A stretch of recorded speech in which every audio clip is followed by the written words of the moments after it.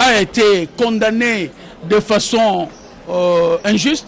Est-ce qu'aujourd'hui, ne peut-on pas recommencer ce genre de procès pour voir jusqu'à quand ce procès était juste, jusqu'à quand l'on devrait déclarer de façon officielle et de façon internationale qu'on a condamné Kimbangu injustement et que s'il y a des personnes qu'on doit poursuivre, il y a moyen de poursuivre. Merci, confrère Koukouma Mengi. Je voudrais parler un peu du chef spirituel. Comprenez, dans la Bible, c'est écrit, Dieu avait limité les jours de l'homme ici sur terre.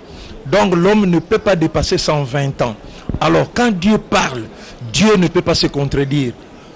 Pendant ce temps, l'homme doit effectivement faire pas plus de 120 ans.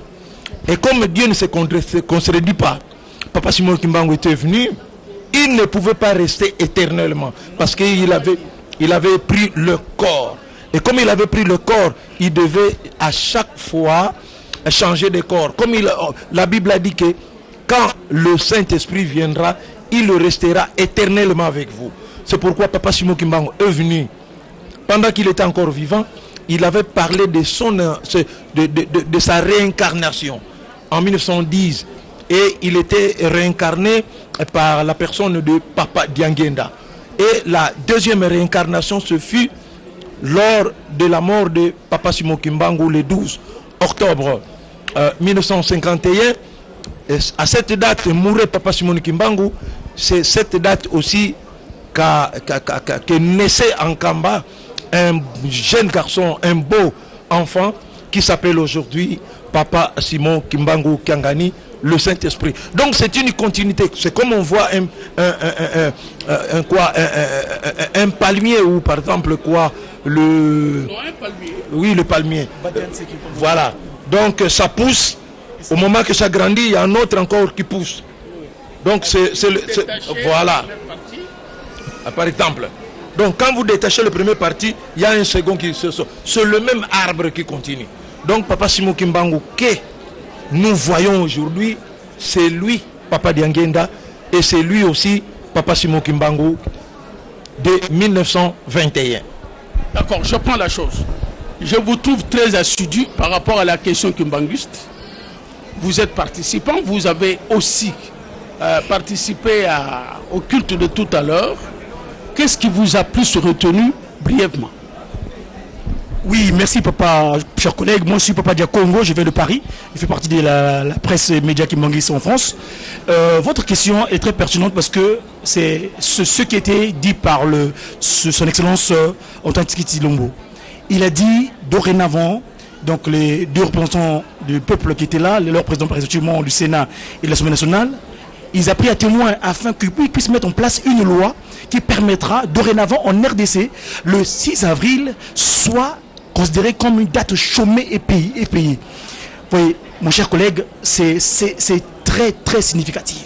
Je me souviens, sa dignité, Papa Simon Kimbangu, quand il avait organisé la conférence internationale sur Papa Simon Kimbangu en 2006, parmi les recommandations que les exposants ou les scientifiques qui étaient présents avaient donné, était signifié que l'État congolais puisse faire le nécessaire afin que la date du 6 avril soit reconnue en RDC comme étant chômé payé. Alors, celui qui veut le faire, il est le président de l'Union africaine, s'il vous plaît. Il préside actuellement l'Union africaine. Et en fait, en quelque sorte, pour moi, cette date-là devient une date chômée et payée pour toute l'Afrique. Parce que son excellence, Félix Antoine Tshisekedi, en tant que président de l'Afrique, et en donnant cette parole, en signifiant cette date, eh ben, il donne l'information à toute l'Afrique. Parce qu'aujourd'hui, ce que nous manque en fait, ce qui se passe chez nous, c'est la reconnaissance, cette ingratitude que nous avions vis-à-vis de celui-là même. Par 5 mois de ministère simplement. 30 ans d'action, de sacrifice. Chaque matin, il était flagellé de 120 coups de fouet, s'il vous plaît. Aujourd'hui, d'aucuns le considèrent comme prophète, mais s'il vous plaît, il n'est pas prophète. Il est vraiment le Saint-Esprit. Moi, votre personne, quand j'arrivais en France, à l'époque quand j'étais étudiant, je ne le connaissais pas. Mais je l'ai vu physiquement. Papa Simon Kimbangu m'a visité à Paris en 1999. Donc c'est pour vous dire que c'est ce que le président de la République a fait, pour moi, vraiment, ça me va droit au cœur. Diangenda Kuntima, vraiment. Donc ce 6 avril, pour nous, l'Afrique a sa date dorénavant qu'elle va célébrer comme étant la date de celui qui est venu pour nous restaurer. Parce que comme je dis, le kimonguisme, dans son article 4, dans son statut, il est signifié l'objet du kimonguisme est la restauration de l'humanité dans son état premier. Nous le voyons mongo, nous reboka. Kodjongi samoto ndenge azalaki yambo basala mbeba oyoba ko na bisa dans basala. Donc kibangisme oyezali que pour que le kim moto azala ndenge azalaki avant libaku ya koko Adam na Eva. Voilà ndiko nangai na loka mutuya oyo mukonzi le chef de l'État a posé ici en Cameroun de Jérusalem. Merci beaucoup. Est-ce que je peux retenir votre nom parce que j'ai vu tout à l'heure vous aviez tout l'élan pour défendre le discours, pour expliquer les discours. Il est vrai que le chef de l'État a pris une décision de façon tout à fait indépendante. C'est un Congolais. Il a vécu la diaspora, lui aussi. Il est le fils d'un homme qui a eu le malheur d'être flagellé, le malheur d'être brimé. Il est le malheur d'être le fils d'un homme qui a été opprimé aussi. Et donc, lorsqu'il lui est donné l'occasion de remettre la justice, il n'hésite pas, il l'a fait. Et là, une fois de plus, vous venez de voir, tout le monde s'attendait le moins du monde, mais j'ai vu comment est-ce que le président, les deux présidents de chambre, haute et basse, comment les députés, les sénateurs, comment est-ce que tout le monde a sautillé ici sur les chaises. C'est très bon. Donc il a pris tout le monde de court. Je vous avoue que je vous prends en témoin. Merci. Pris une décision la plus importante. C'est très important. Elle est importante. Mais comment pensez-vous gérer les dividendes d'une telle journée? Désormais, nous restons longtemps dans nos lits à ronfler. On n'a pas de travail. Tout à fait. Ceux qui sont dans les églises, peut-être qu'au niveau de l'église, vous qui êtes kimbanguiste, ce sera des jours de cultes spéciaux. Comme c'est fait d'habitude d'ailleurs. Comme ceci, ça se fait. Non. Mais vous allez commencer à le gérer avec quel message réel? Le message c'est quoi? Parce que ce qui se passe chez nous, nos compatriotes congolais comme africains, c'est de mettre cette personnalité de Papa Simon Kimbangu dans leur cœur. Donc dorénavant, chaque 6 avril, quand ils restent chez eux, en quelque sorte, Papa Simon Kimbangu sera avec eux chez eux. Parce que nous, d'habitude, comme il est depuis 1921, les Kimonguis sont présents, il y a un culte de circonstance de ce 6 avril-là. Et là, donc, dorénavant, chaque Congolais, en se levant le mardi 6 avril, aura une pensée, ils auront une dette en quelque sorte pour Papa Simon Kimbangu. Donc, pour ce que Papa Simon Kimbangu, son excellence, Félix Antoine Tshilombo a fait aujourd'hui, c'est que dorénavant, il lui s'est déchargé en quelque sorte. Il s'est déchargé. Je vous ai dit que moi je m'appelais Diakongo, parce que me pose la question, je m'appelais Diakongo, Godefroy Mazoumou Diakongo. Ça c'est mon nom. Et donc, c'est comme c'est une dette en quelque sorte. Toi Africain, toi Congolais, parce que moi j'insiste là-dessus, hein, c'est pas anodin. Il a pris sa responsabilité, c'est pas un hasard que lui, fils d'un combattant pour la liberté, la justice. Parce que le mot justice, dans la justice, il y a le mot juste. Rendre les choses justes. Papa Simon Kimbangu, son sacrifice qu'il a accompli, c'est pour rendre l'ordre juste que Lucifer avait, c'est-à-dire par son injustice, en trompant notre Nkaka. Ce jour-là, il y avait une injustice qui s'est installée dans l'humanité. Et donc, Papa Simon Kimbangu, en venant sur terre, à partir du 6 avril, il rend la justice. Et aujourd'hui, donc, son excellence rend seulement la justice dans la continuité, comme on l'a dit. Lui, il est l'accomplissement de sa prophétie, que l'homme noir deviendra blanc et l'homme blanc deviendra noir. C'est-à-dire, là où les autorités occidentales, les Européens occupent aujourd'hui, parce qu'à l'époque, il fallait avoir le courage, hein. Mais il avait déjà donné cela l'annonce, que l'ordre serait rétabli, que vous allez reprendre votre place. Aujourd'hui, lui, qui est l'enfant de Papa Simon Kimbangu, parce qu'il est fils de ce pays, de ce territoire, il a, en quelque sorte, accompli ce que son père, Papa Simon Kimbangu, avait annoncé bien avant. Donc, la justice, parce que la justice doit guider l'humain. C'est ce que Papa Simon Kimbangu avait résumé, Bolingo, ni Beko, ni Sala. Et le travail aujourd'hui, le musée Simon Kimbangu. Très bien. Amis téléspectateurs, je vais un peu quitter notre confrère parce que pour que vous ayez le temps de suivre ce qui se passe au musée. En ce moment, le président de la République a déjà coupé le ruban symbolique. Notre consoeur Tétis était en train de nous dire que c'est à 6 niveaux. Il y a un niveau de sous-bassement, de fond, et puis il y a le premier niveau, il y a le deuxième, troisième, quatrième, cinquième. Et nous disons simplement que si dans l'avenir vous passez par Nkamba, vous risquez de prendre tout votre temps au musée, parce que c'est là que vous apprendrez qui est l'homme noir. Parce que peut-être il y a très peu d'ouvrages là-dessus. Pourquoi nous parlons la langue que nous parlons? Pourquoi est-ce qu'il y a eu Papa Diangenda qui a eu un autre? Ou pourquoi il y a eu ces 3 enfants, pas 4, pas 5? Et donc, ce musée qui est en face de vous est une œuvre qui entre dans l'histoire à la date de l'inauguration, ou plutôt de la célébration de la grande journée du centenaire. Je crois que vous êtes en train de vous imaginer comment est-ce que Papa Kimbangu a travaillé dans le silence, mais a attiré toute l'attention de ceux qui ne voulaient pas de lui, ou ceux qui ne voulaient pas voir les nègres devenir des hommes civilisés. Ben, l'occasion nous a été donnée. Aujourd'hui, le chef de l'État est venu lui-même inaugurer ces musées. Et je disais à tous les confrères, ou comme ceux qui sont à ma droite sont en train de le dire, c'est beaucoup de significations en un seul événement. Et donc nous ne saurons pas les décortiquer aujourd'hui.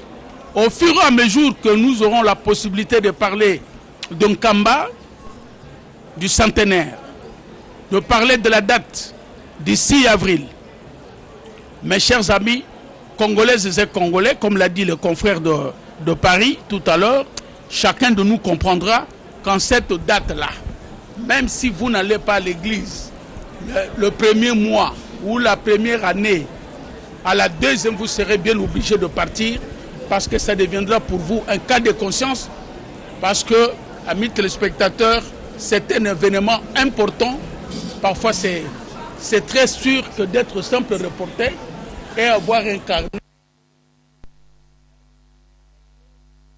Beaucoup, nous aurons donné la possibilité à l'organisation du centenaire de le faire fêter, non seulement en Nkamba, mais aussi ailleurs. Aujourd'hui, on a fêté à la maison mère, donc à la base.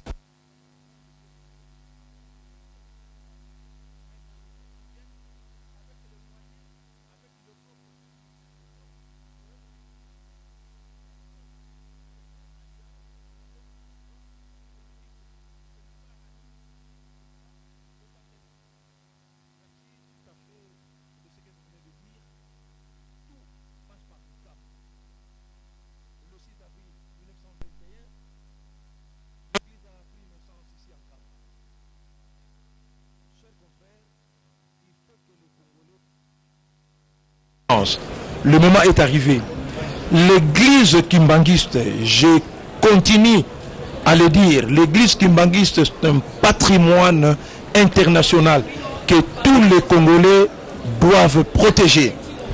L'église kimbanguiste, comprenez, vient aujourd'hui d'inaugurer le musée Papa Simon Kimbangu. Mais ce musée va aussi apporter beaucoup d'argent à l'État congolais parce que des gens viendront de par le monde pour venir visiter ce musée. Ces gens-là vont payer, l'immigration va avoir un peu d'argent, ils vont payer leurs billets. Donc, dans le plan économie, il y aura aussi quelque chose qui va accompagner l'État congolais. C'est pourquoi j'avais dit que l'église kimbanguiste, c'est le premier partenaire de l'État congolais. L'église kimbanguiste, j'avais dit, Papa Simon Kimbangu, en 1921, il avait dit beaucoup de choses. Beaucoup de choses. Papa, directeur Koko Mamengi Tanzi, à l'époque, parlait même de l'église kimbanguiste sur la chaîne nationale. C'était tout au plus 1 ou 2 minutes. Mais comprenez qu'aujourd'hui, la radio-télévision nationale congolaise a pris tous les soins de retransmettre en direct l'événement de taille, celle de l'inauguration du musée Papa Simon Kimbangu. Donc c'est-à-dire, nous avançons. Nous avançons. Tout ce que Papa Simon Kimbangu a dit est en train de se concrétiser. Papa Simon Kimbangu en 1921 avait lâché ceci. Aux jours à venir, il en restera qu'une seule église. Aux jours à venir, nous parlerons qu'une seule langue. Et aux jours à venir, nous serons dirigés avec un seul chef. Voilà pourquoi l'église kimbanguiste aujourd'hui, nous sommes dans cette fierté de reconnaître, d'encourager, de féliciter le président de la République pour ce geste. Merci beaucoup, amis téléspectateurs. On va finir ces reportages, mais tout en tenant compte des éléments qui ont amené qu'aujourd'hui nous sommes à mesure d'être toutes avec les uns et les autres. Le président de la République avait fait le déplacement d'Nkamba pour la première fois. Mais entre sa venue avec la promesse qu'il a faite et venir inaugurer, il y a eu une personne qui est descendue ici en Kamba qui s'appelle Laurent Batoumona.